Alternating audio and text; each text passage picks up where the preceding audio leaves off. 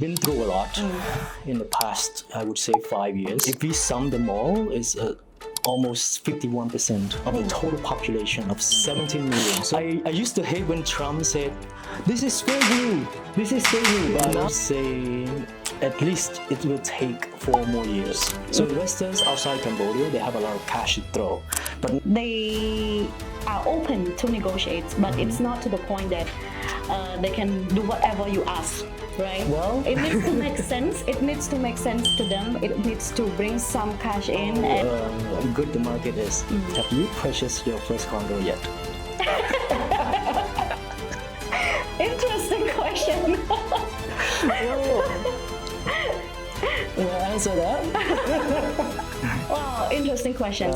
You couldn't find anything like that in Southeast Asia. Correct. And this is the opportunity, because don't listen to the news.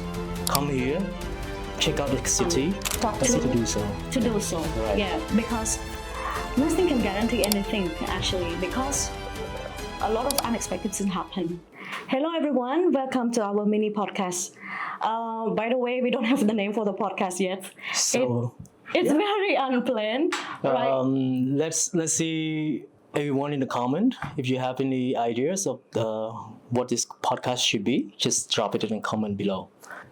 Yeah, just for the sake of creating content. Yeah. Okay, so I'm your host today. My name is Suwan Peksam, Associate Director of Residential Services at APS Cambodia. So the topic that we're going to discuss today, it's going to be condominium launch and pricing trends, and to understand what has been happening in the market right now. Join with me today is Kimsea Chea, Associate Director of Research and Consultancy at APS Cambodia. Yep. Nice to be here. I have a lot of things in my mind I want to share, and of course not to only you, but to everyone here in this video, watching you right now. Ask away. Yeah, sounds good. So let's kick off with the first questions. How would you describe the current condominium market in Cambodia right now? You know what? It's a tough question to answer. We've been through a lot in the past, I would say 5 years. First off, you sound like you remind me of my childhood when my grandparents talking about they've been through a lot through war. Because it's what happened, right? Because it's what's happened. So first off, of course, it's very unexpected. The pandemic. It's caused the market to collapse, literally.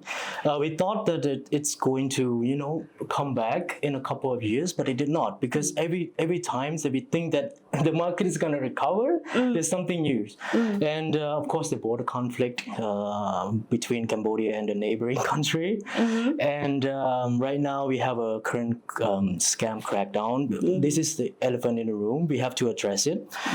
This is something that has impacted the recovery of the whole market, not only just condominium, but the whole real estate market. And I believe that before the scam crackdown, before the border conflict, the market started to stabilize and started to see some recovery. But after what has happened, and also, of course, not to mention what's happened outside of Cambodia as well, there's also have some domino effects to the current market. That was like here and there. I think the market is not doing too bad, actually. Within the residential, we see some movement in terms of new launches. I'm pretty sure that you in this market, you have seen quite a new launches. It's just that the new launches, the new product that's coming into the market is a little bit different from before COVID. Because before COVID, the market is very much investment oriented, right? It was like driven by Chinese, the investors from Southeast Asia and some of from Europe as well. But it's very much investment driven. But now the product that's being introduced in the market is very much different. It's more focused on the affordability and also position within affordable and mid-range. I'm not sure if you agree on that. Yeah, I totally agree on this. It sounds like the new launches now are more towards the occupiers, but it's also give the opportunity affordability for the investors to start low as well, because currently probably we don't get to see a lot of investors who want to spill in a lot of money buying something like high end. There's still some investor looking for high end products like that, but affordability and mid range products seems to be quite popular as well. Currently, we this year alone we saw several launches like Times Square 9, Times Square 11, Times Square Nodia Square. Yep. Yeah, all of those are affordable to mid range. Not to mention there's some extremely affordable projects from Bipop Thumai as well. Yeah, that's interesting also. Yeah, very interesting because this is unheard of, right? Because this is the first time that Bodai Bipop Thumai has stepped into the vertical living situation. And I think this is also signaling some of the growth in terms of the demand, especially from young locals. Yeah. Right, newlywed couples who are looking for a place to stay, but they are more open-minded, right? Because right now, this is just number, but our population is very much dominant by millennial and Gen Z. If we sum them all, it's almost 51% of the total population of 17 million. So there's a lot of demand in the market, and it shifted the market very drastically towards vertical living. This is, from my opinion, why the condo market is actually growing right now. Yeah. I totally agree on that. And interesting point when you mentioned about scam crackdown. Does it sound like Cambodia is the only scam center? Well, now this is a funny joke.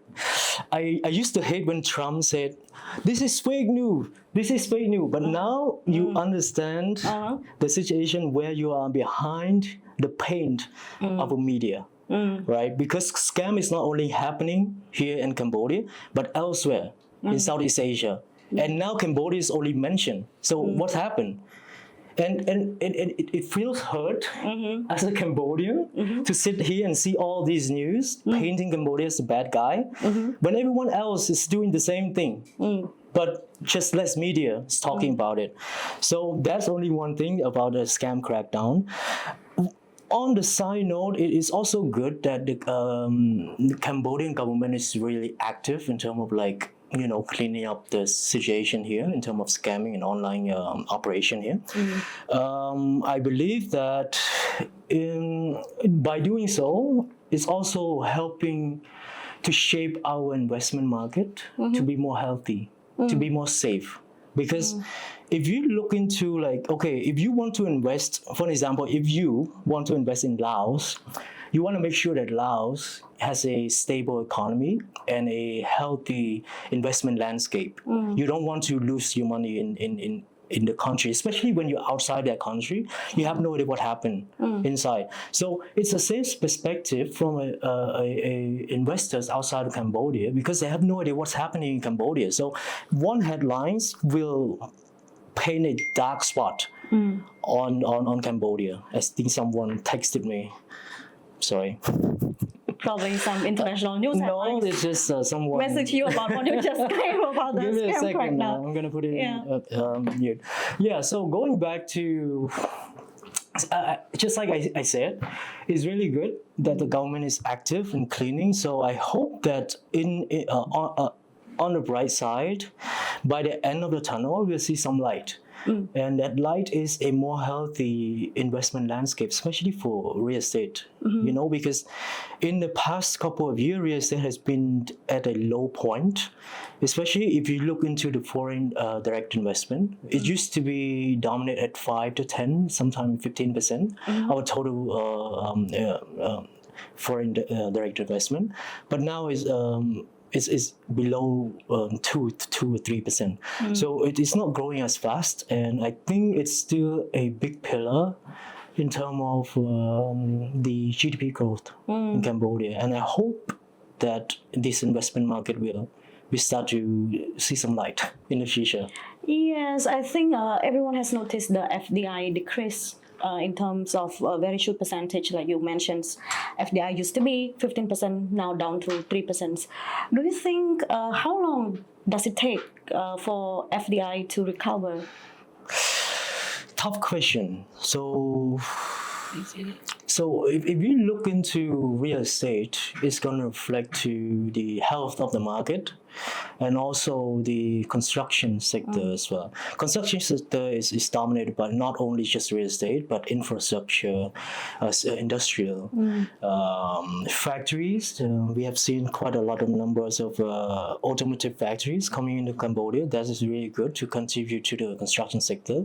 But if you ask how long does it take, it's going to take a while. I don't want to say numbers, Exact number. right? But if I were to, I would say at least it will take 4 more years, because it's a pattern. So if we reflect to the pandemic, we expect that the market will stabilize at the 3rd year and start to see some recovery in the 4th year. If we look far back to the financial crisis in 2008, where the bubble, the real estate bubble burst in the United States, that would affect the whole economy, not only the United States, but also outside the United States Global as well. economy back. So I think back then it takes 5 to 6 years just for the market to recover. So I think for Cambodia, from the past controversial the issues that we have seen in the market, I think at least 4 or 5 years. 4 or 5 years Yeah. more.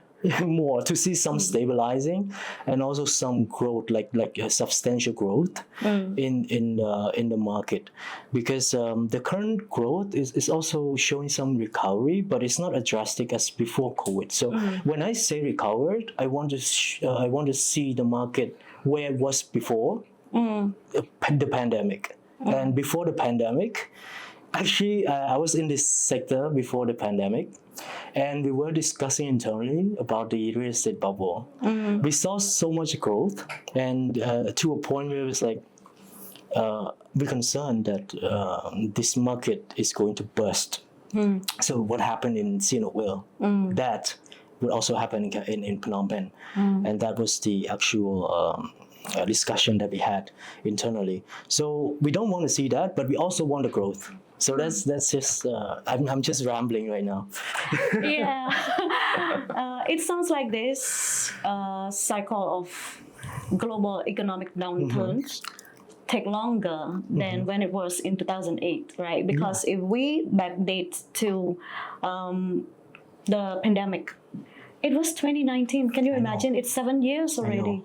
I know. Time fly. 7 years. And from the perspective of an expert like you say it's gonna be taking another 4 to 5 years more. Yep. Yeah. But I want to add, it's also opportunity for the buyer as well, because the price has dropped drastically. Because just like I mentioned before COVID, every product, especially for high-rise or residential, it was actually targeted investors. So investors outside Cambodia, they have a lot of cash to throw, but not locals.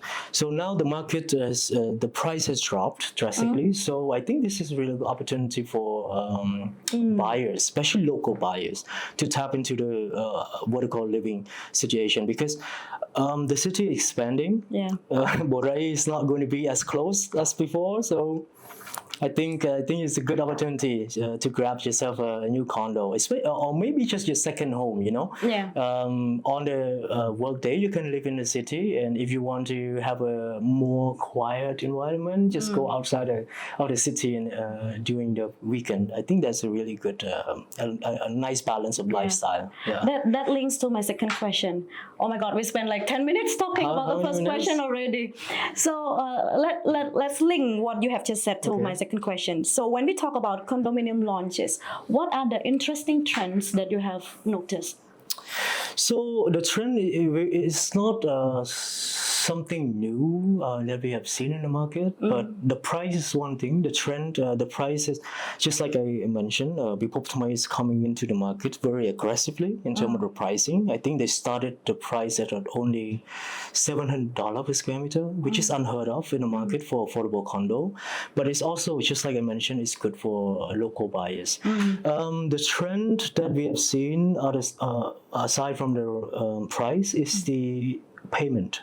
So the adjustment in terms of payment, not only for the new developers, but also for the old developer as well, who has been struggling to release the remaining units into the market. So I think the price alone will not justify the trend of the market, but the what enable those sell absorption is the payment term, because no one want to throw a 50,000 cash on day one, right? So I think they even though they have the money, of course they're gonna want to put that for interest rate or elsewhere, and then they just want to get a down payment for 10-20% and do an installment out of that. It's a win-win situation for them. So I think that's the reason why that is a trend that I see in the market. I'm not sure if you... We used to see something like this before, like for off-plan project, you can pay 10% down payment and then you can do pay installments for 50 months, things like that. But now it's very interesting to see that new projects, off-plan projects also still offer a flexible payment term like that, but the completed projects can also do the same. Exactly. Can also do the same, like 10% down payment, you can move in immediately and then you can pay installment for 2 years, for 3 years, and without interest. See? Yeah, without interest. See, that's why I said this is your opportunity. This is your opportunity to go into the market, explore the market, call her, and just it's free viewing. Go and check out the unit, and if you feel like is this an option for you, maybe potentially just buy one, because this is the market for the buyer. You have a lot of room in terms of negotiation, in terms of payment terms stretch out, because it doesn't mean that the developer want ABC. It doesn't mean that you have to follow ABC. You can also negotiate with the developer, and she can do that for you as well. So good opportunity in the market. That's what I see. But to be fair with developers, they are open to negotiate, but it's not to the point that they can do whatever you ask. Right. Well, it needs to make sense. It needs to make sense to them. It needs to bring some cash in and a stable payment. Let's say 80% installment for 24 months or 36 months without interest. Or probably you can do less than 80%, but 40 to 50% without interest, and the remaining probably you can take loan from banks or loan from the developer themselves if they provide the loan. Yeah. So I have a question for the host. We were talking about how good the market is. Have you purchased your first condo yet? Interesting question. Well, answer that. Wow, interesting questions. Well, I actually own townhouse. Within 15 kilometers from the city center, and I have a big family living. I am an only child living with my parents, and I have kids. So living in the townhouse at let's say 10 years ago was very ideal to me. So we bought that Burai. We stayed there for 10 years plus now, but things start to be a little bit inconvenient for me at this moment, according to the commuting to work every day, and especially as you know that I'm in real estate, I'm in residential sector. Sometimes I have to meet my clients on even weekends, sometimes even at night, not just within the working hours. So it really takes a lot of time to commute from home to work, because most of the properties are in the city center, which is 15 to 20 kilometers away from my house. So now I'm working on the plan of purchasing my condo. Awesome. Soon. Soon? Yeah. Are you soon. sure? Yeah, soon. I've been looking around because, I'm in the sector myself. I work with a lot of developers. So I've been looking around on which project that suits for occupier like me. And I also have these ambitions to purchase more condos for investments as well. And because I have 3 kids, and I think their generation is going to be way different from my generation Oh and yes, yours. for sure. They will like to live closer to the city for study, for work, and stuff like that.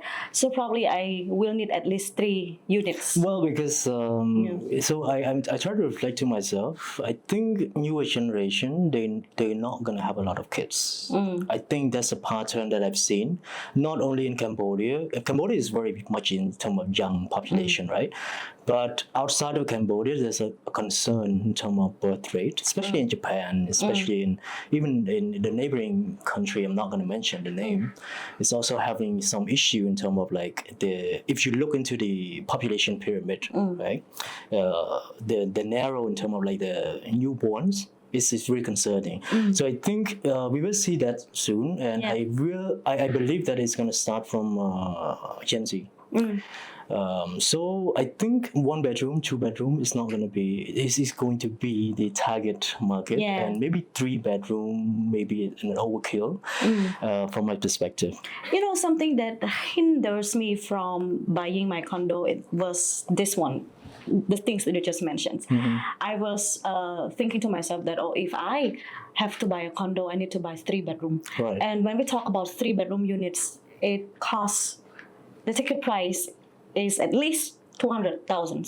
At least. I know. At least 200,000. And the one that I like is 300 to 400,000. And I was like, oh my God, it's a high ticket price for me at this moment while I own houses. Cars and stuff, and school fee for the kids and everything. So I feel like, it's a high ticket for me. But then I reflected on that and I was like, if I want to accumulate this asset for my kids, and I have 3 kids, so probably I just need 1 bedroom for each one. Yeah, probably I start with 1 bedroom first and see how it goes, and then probably I can buy another unit of 1 bedroom for another kid, things like that. And I think my kids' generation is going to be way different in terms of, living it in extended family where parents and kids, grandparents stay together. In my generation and yours is quite similar that we probably still live with our parents, especially I'm an only kid, so I stay with them. They help me, I help them. So, yeah. Something like that. Partly, I would say quite close, but technically, I'm one year away from Gen Z. So I'm only 1 year away from Gen Z. So currently, I'm living in a condo. I'm not buying yet. I'm renting. So the reason why I rent is because I want to understand the feeling of living in a condo. And then after 1 year contract, I'm gonna tell myself whether or not condo is for me. And now I'm on my 3rd month, and I already feel at home. Oh no! So my plan next year is to purchase my own condo. So, wow! Yeah. Then you need to contact me. Yeah, exactly. Cool. Interesting. Thank you, Kimsea, for sharing all of this. Thank you. So, I think we mentioned a little bit about pricings, but probably you want to share a little bit in details more about the pricings in the current market. What are you seeing as the price point in the market today? So the price point in the market currently, the products that is currently being sold in the market should start at from, let's say, less than 1,600. That's the mass market, and the lower the better, because people is enter the market at less than $1,000 per square meter. The market is very much average at $1,200 to $1,300 per square meter on the area that we purchase. So I think that's a sweet point for the developers that want to come into the market. This is a sweet point to start, because from a developer point of view, entering this market as of now is not that easy, because it's very much recovering, and you're gonna have a hard time competing with the current well-established developers in Cambodia. So understand the pricing is very important, not only just the buyer and the seller as well, the developer as well. So that's just one of my tips that I can give in terms of pricing. You still can target high end, but I would suggest for high end, maybe if you're already well established in Cambodia, like Chea Tower, like some other reputational developers. They can, of course, because they already have their well-established database. But if you were to come to Cambodia and want to invest, I think you should go for a mid-end to affordable. Yeah, that's a quick snapshot for the developers. Yes. If you have the plan to develop something at this moment, probably look for something mid-range. But if you are experienced, you are well-known, then you also have existing proven track record, then you can go for something high-end. And quick note for the buyers as well, it's your chance to own your first condo or second condo, second properties, as now the pricing is very interesting, from somewhere between 700 to 1,600. And usually the cheaper price is a little bit further from the city central, but it's not like far. And for those 1,600 per square meter is very central. It's very interesting that those condos are very central, like in BKK3, in Chomkamon, Tonle Basa, in Tukok, stuff like that. Yeah. And it's unheard of for a price like that to exist with a river view. Yeah. I know, right? You couldn't find anything like that in Southeast Asia. Correct. And this is the opportunity, because don't listen to the news. Come here, check out the city, talk to see how safe it is, because we are all safe here. And I don't want you to read the medias and make it cloud your judgment about what's going on in Cambodia, because we feel so safe. Yeah.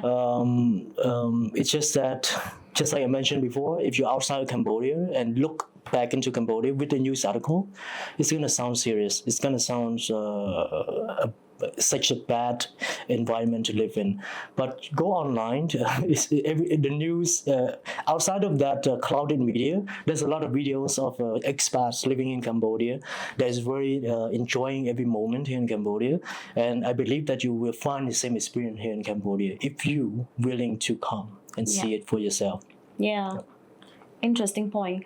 So it's not just about the river view at this price, but even some condos, like premium riverfront condos, starting at 2,300 per square meter is just crazy. It's just incredible. Like you said, you cannot find properties like that elsewhere in Southeast Asia. No.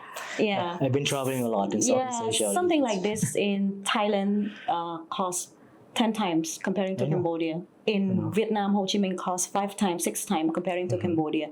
2,300, 2,500 per square meter, riverfront condos. Yeah, one of these I have to name is Diamond Bay Garden by OCIC. Yeah, very premium. Nice project, yeah? Yes, very nice project, completed. You can pay 10 to 20%, you can move in immediately. What cool thing, what I spotted about Diamond Bay Garden is that you will be guaranteed to have a river view for the rest of your life. Yes. The tagline of this project is Forever River View. Right. Yeah, oh, interesting. I didn't know that. Yeah. I didn't know that. Nothing is going to block your view. You wake up to the river view, you wake up to the breeze, and at night you also have a glimpse of city light from Noria City. Awesome, yeah. And the iconic bridge with the Cambodian flag. Everyone knows it. Yeah, okay, so let's jump to our fourth questions. From a buyer perspective, what should people pay attention to before purchasing a condominium? Ooh, I don't want to say too much, because if I say too much, I'm gonna be bashing the developers. But I will throw some concerns, because from a buyer perspective, what they should look into is not only the price. The price is one thing. The price is is just like a starting point, right? That's where you start. But when you live in it, what is going to be the most important is the property management. Right? And this is why you have to understand, who are you buying from? Who is the developer? How many projects there has there been built in Phnom Penh? And has the old building, the previous building, well managed? Because when you say well managed, it means that the light in the hallway is still working, the lift is still working. There's power generator, not only to supply the whole building, but for the necessity, such as the lift and the lighting surrounding the building. Yeah. So that's really important. There's a lot of rule regulation that is established in condominium, and you should look into whether or not it's pet friendly, whether or not you can do this and that, because there's a lot of rules. It's not like, okay, you buy a house, you build a house, and you can do whatever you want. So that's come at a cost for the buyer. One bad thing is that you cannot do lots of things depending on how you feel to your condo, but it's also good to maintain the whole building for a long future, because this is not just a one day buy. You will live in it for the rest of your life and maybe pass it on to your child. So the property management is really important. So learn who the developer is and who is the management or property management of that building. That's coming back to the concern of the whole market, is that almost 90% of the buildings in Phnom Penh is self-managed by the developer. So it's one good thing is that they have all the managed, like they have all control of over the building, but it's just that the lack of experience in management is also going to cause a lot of troubles on the long run. So I think looking into that would be very important. So if we reflect to the 90%, I think at this time, just look into who is the developer that you're buying from. Yeah. If they are a good reputation developer, I think it's a good choice for you. Interesting. So, to you, developer and property management play an important role, very, very important role before you make the decision to purchase the condominium, right? And linking to that, in order for you to know who's the developer is, I strongly suggest everyone, whether you are local or international buyers, you should work with agents. Sometimes I don't understand why some people choose to go by themselves and spend so much time, so much effort, navigating, where's the showroom? Who can I talk to? Things like that. You don't have to do this anymore. We have licensed agencies, a lot of licensed agencies. I'm not talking on behalf of APS Cambodia alone. I'm talking on behalf of all licensed professional real estate agency in Cambodia that you can trust and you can work with. But of course, I would appreciate it if you come to me, if you come to APS Cambodia for this one. Working with agents will help you a lot, will help you thematically on making the right decisions, because everyone has different decision, everyone has different preference in choosing their condominium, whether you want to live in it, whether you want to rent it in the future, right? And apart from property management, because Kimsea mentioned a lot about the necessities of why you need to choose the right developer who have experience in managing properties. I don't want to mention that or add anything on that because you have covered everything. Apart from that is the locations. Why do you want to live in a condo? Because you want convenience, right? So if you want convenience, then you need to look for something that is central to everything. If you want convenience and then you choose something very further away from the city, then what's the point of living in condos? Exactly. I really forget to mention the location. I think that's the most important too. And for most people, location is really important, especially when the majority of the population right now is actually working in the central district, the central city. So location is the first priority. Scratch what I just mentioned. Put the location first, and then the price. And then the developer or property management. Correct. Yeah. And there's no perfect locations for anyone. It really depends on what you are looking for in the location. Let's say probably some people are driven by the decision that, I want to live close to my workplace. But you will change your work sometime, you don't know, right? But at least you know that in that area now is surrounded by a lot of things.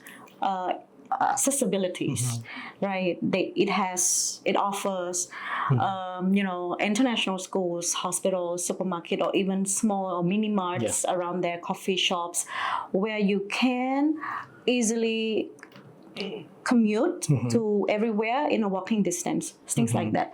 So I don't want to give a definition of what is a perfect location, because perfect locations to everyone is different. Right. Yeah. Right. As long as it's central, as long as it's accessible to all And I distance. also have something to add on that as well. So from a buyer perspective, who are you standing for? Are you a buyer to that you want to live in the condo, or you want to buy to invest, right? Because location is the most important part when you are an investor, because sometimes it's only one road off, different, and the rental rate that you can achieve in that unit It's also different. also different, and it's a drastic different, right? Because sometimes it could be reduced by almost 40% of the rental rate. So I think a location is really important, and talk to the experts to understand which location is the best. If you were to buy to invest, but if you buy to live, I think location can be a little bit cut corners. You can go to BKK3, you can go to TK, Tuko, you can go to the Saikao. It's still depending on the willingness from your side of the commute time. But if you were to buy and not use it, and then you want to rent it out, location is the number one priority. This is what I want to point out. And we talk about the year, right? Because if you were to invest, you were combating me in terms of how the year calculation is. Yeah. So I always tell how my calculation works, and then you would tell the way that you calculate. So rental year return is a way of the calculation for you to understand how many percentage that you will get in return of your investment. For example, if you were to buy a $50,000 condo unit, and you rent it out at $500 per square meter. So in order to understand how many percentage of that $50,000 per square $50,000 unit will return back to you in a year, you will have to use $500 multiplied by 12 months and then divided by the $50,000 price tag on that unit, and then you will get 10%. So it means that you will get 10% out of your investment each year, right? So that's unheard of in Southeast Asia, and it's a way that you can analyze and understand which project you should go, because not only the price tag, but how much can you rent out after you buy the unit. So is this the gross yield or net yield? Well, How you calculate this? It's a Because gross. some investor will debate on this one. Yeah, when they see our videos, they will debate. Why is it so easy to calculate the yield like that? For me, as an investor, I would include many other things. So it's gross rental yield, right? Yes. Yes. So you get 10% on gross rental yield. But because I have this experience of working with occupiers and also investor. For investors, when they decide to buy the properties, they would ask you so many questions like, okay, if I purchase 1 bedroom, 2 bedroom, how much rental per month would you expect for that unit? So then I give them that number, and then they will include, okay, after I purchase, how much will I spend on hard title transfer? So they include that into the purchase price. Okay, and then they would also calculate when the unit is rented out. They would also factor into account that they will have to pay agency fee for finding the tenant, sourcing the tenant. They will also have to pay management fee. Of course. Yes, yes, they have to pay the management fee, and sometimes they have to pay for parking also. Yes, so they calculate all of these things together with the calculation that you have, right? The total expenses on that unit alone, and then use the rental to multiply 12, and then divide by the purchase price plus those expenses. Right. So basically, the investors, they are looking to a net Yes, yield, right? net yield. And for a Asian perspective or market analysis perspective, we are looking to more of a growth because if we were to analyze, this means that we have to rent, we have to be the owner of that unit. Because if we look in the broader perspective of the market, we will have to understand, okay, how much can you rent? And then you just do a simple calculation. So it's really good tips. And if you were to invest, maybe use that calculation instead and see if it's a good investment for you or not. Yeah. But I think to make things simple, because as an investor, when you make comparisons across the globe, across the board, whether you purchase properties in Cambodia, in Thailand, Singapore, Hong Kong, in Dubai, if you want to make comparisons, probably you can just use this simple calculation that you can see the difference, right? You will. Yes. Use it as a benchmark. Rental per month, multiply 12, divide by the purchase price. Use this one and you can see the comparisons, how Southeast Asia or even Middle East differ from each other in terms of the rental yield. Yeah. That's why I say I've been doing that quite a lot. I don't have the number right now to show you, but just for do it the yourself. just for the benefit of simplicity. Yeah. But of course, when you invest, you will have to factor into everything to see your net yield. But interesting enough, some projects now also offer GRR, guaranteed rental return, where the purchase price between the units without GRR and the units with GRR remain the same. Wow. Okay. Yeah.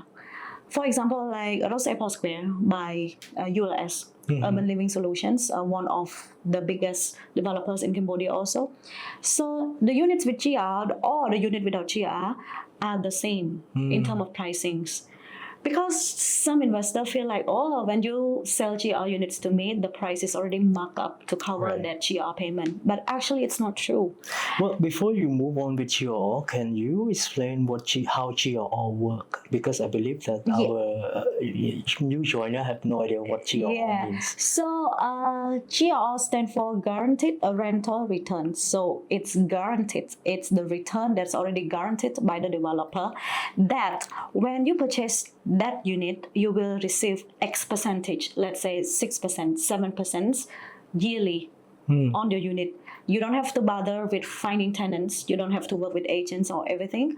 The developers will use your unit, occupy your units, manage your units, and they will find the tenants by themselves. Some of the developers run it as hotel.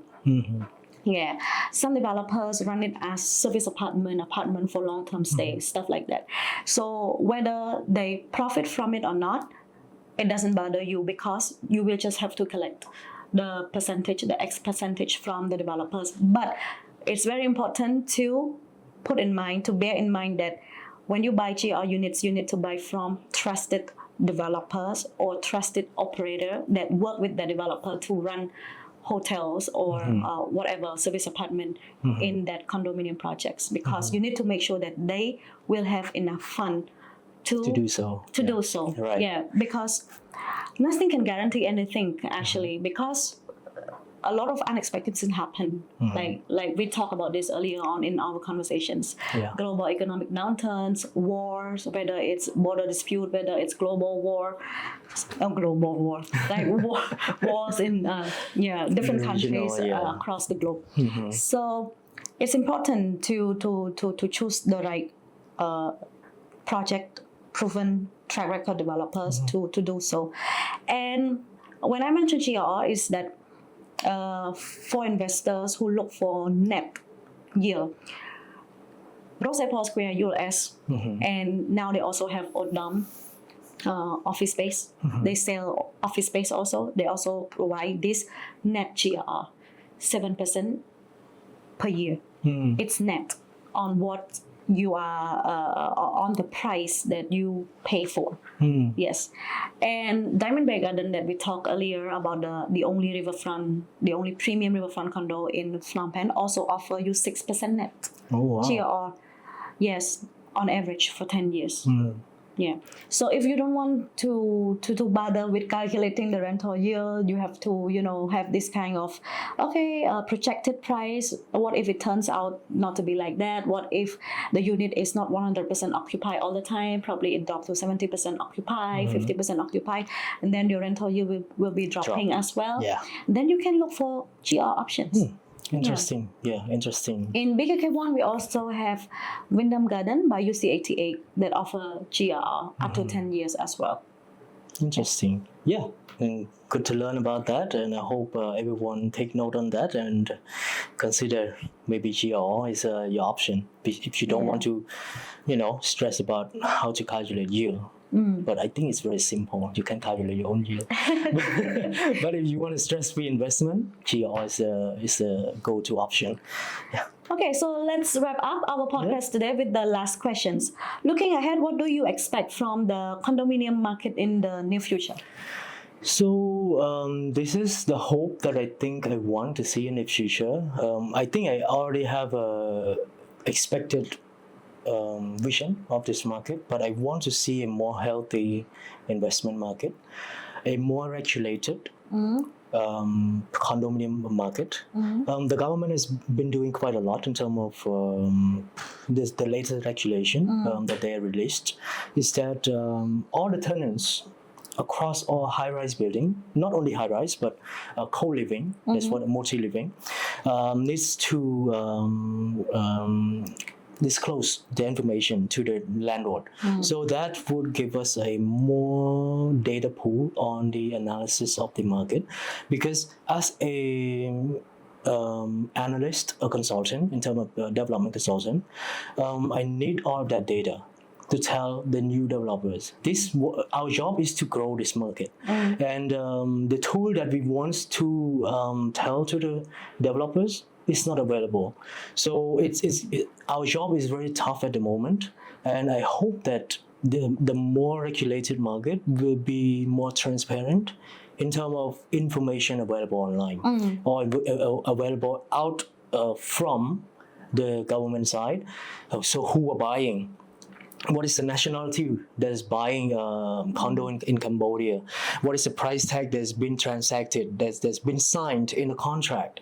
So that this is really useful information that the government is still not be able to disclose or has no centralized data center that can store that information. And I think that something that I want to see in the future for the real estate market, because it makes my job easier, and also it helps the new developer to enter the market and grow this market alongside each other. So that's what I want to see in the market. Wow, interesting. Thank you. Thank you so much, Kimsea, for sharing your insights with us today. I hope that our conversation today is, you will take away, the audience will take away a lot of points, tips, insights with you today. And feel free to comment down below if you have any questions, or what are the other topics that you expect to see from us in the upcoming episodes from our unnamed podcast today. And don't forget about the name. Drop it in the comment below. What's the name of this podcast should be? I think we will start doing it regularly.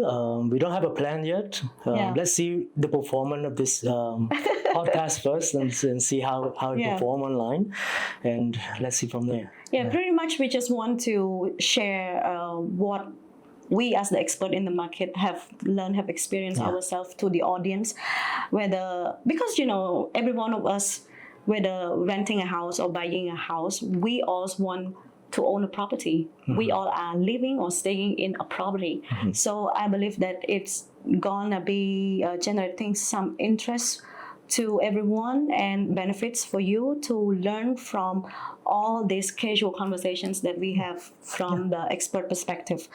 So thank you, the audience, for watching our first podcast, unnamed podcast today. And looking forward to see you in our next episodes. Bye-bye. Bye-bye.